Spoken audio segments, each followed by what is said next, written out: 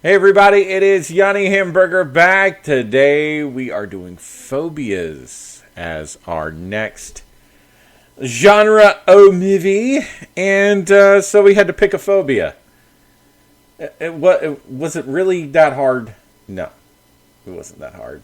We were picking the fear of spiders, of course, but we're not doing arachnophobia. No. Today we're doing the kingdom of the spiders.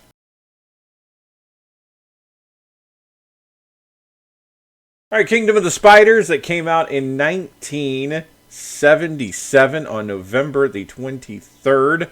An unfortunate day in U.S. history, but it stars William Shatner, which is kind of why we're doing it. Yeah, we're doing the Shatner today.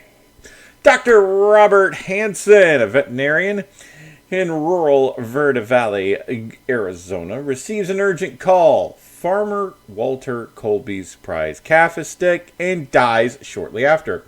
Hansen sends samples to the calf's blood in to the university lab in Flagstaff. Well, an arachnologist, I should say, not archaeologist, arachnologist, Diane Ashley, arrives to tell Hansen that the calf was killed by spider venom. Hansen greets the news with skepticism. Undaunted, Ashley tells him that she wishes to examine the carcass and the area where it became sick. Hansen escorts Ashley to Colby's farm. Colby's wife, Birch, discovers that their dog is dead, also from a massive injection of spider venom. Colby shows Hansen and Ashley a massive spider hill he found recently in the back section of his farmland, which is filled with tarantulas.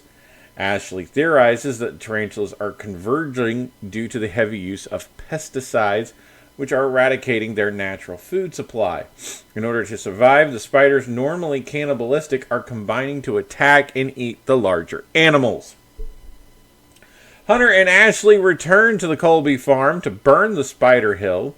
A bull attacked by tarantulas runs out of the barn. Colby douses the spider hill with gasoline and lights it on fire, but many of the spiders escape. Colby is attacked by tarantulas while driving his truck the next day, sending the truck over a side of the hill. Meanwhile, Hansen happens upon the accident scene, and he and Sheriff Gene Smith finds Colby's body encased in spider thread. Ashley is notified by her colleagues that a sample of the venom from one of the spiders is 5 times more toxic than normal. The local sheriff locates several more spider hills on Colby's property. The mayor of Camp Verde orders the sheriff to spray the hills and the surrounding countryside with pesticide, because that worked before. Ashley protests that the pesticide would be at best a short-term solution, since other spiders will continue to use the same migration path to find more food, and that the town should bring in birds and rats, the natural enemies of the tarantula, to balance the ecosystem. Of course, the mayor dismisses the idea. Fake news, fake news.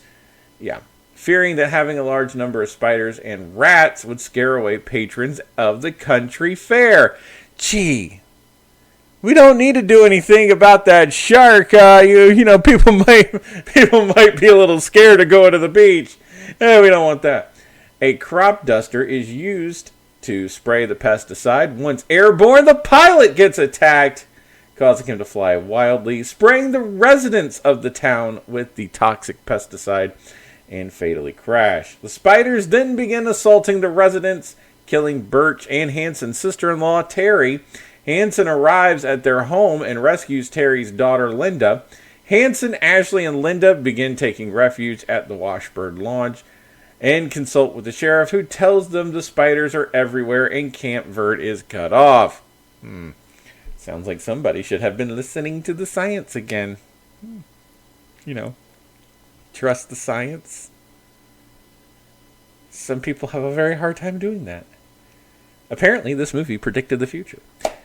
Anyways, where were we? Yeah, Officer Smith drives into town. Hansen and the other survivors at the lodge plan to load up an RV and escape. However, the spiders have them trapped at the lodge. As they barricade themselves inside, Smith arrives at Camp Verde to find that the town is under siege by spiders. He is killed when another car crashes into a support post under the town's water tower, causing it to fall on his vehicle. At the lodge, the spiders destroy a fuse, shutting off the power. Hansen ventures into the basement to change the fuse. He succeeds. Yep. You know where this is going. Spiders break through the window and they kill him. Yep. The next day, the survivors rig up a radio receiver and listen for news of the attacks. To their surprise, the radio broadcast does not mention the attack. The outside world is completely oblivious as to what happened. Hansen pries off the boards from one of the lodge's windows and discovers the building, along with the entire town of Camp Verde, is covered in spiders' cocoons. Whoo, boy! That's a doozy. Yeah. But anyways, a fun little film. Yeah, it's got Shatner in it. He's Rick Hansen, of course. Natasha Ryan is Linda Hansen. Marcy Lafferty is Terry Hansen. Tiffany Bowling is Diane Ashley. Woody Strode is Walter Kobe. Altavice Davis is Burt Colby. Luke Dressier is Emma Washburn. David McLean is Gene Smith. Joe Ross is Vern Johnson. And Roy Engel, believe it or not, is Mayor Connors. So yeah, there you go.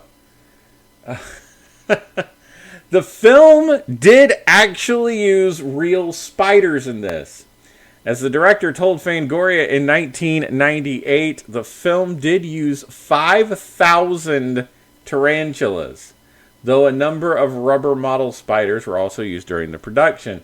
The live tarantulas were procured by offering Mexican spider wranglers $10 for every live tarantula they could find. That means $50,000 of the $500,000 budget was used towards purchasing spiders. Yeah, the large number of tarantulas had led to some unusual production difficulties. You don't say.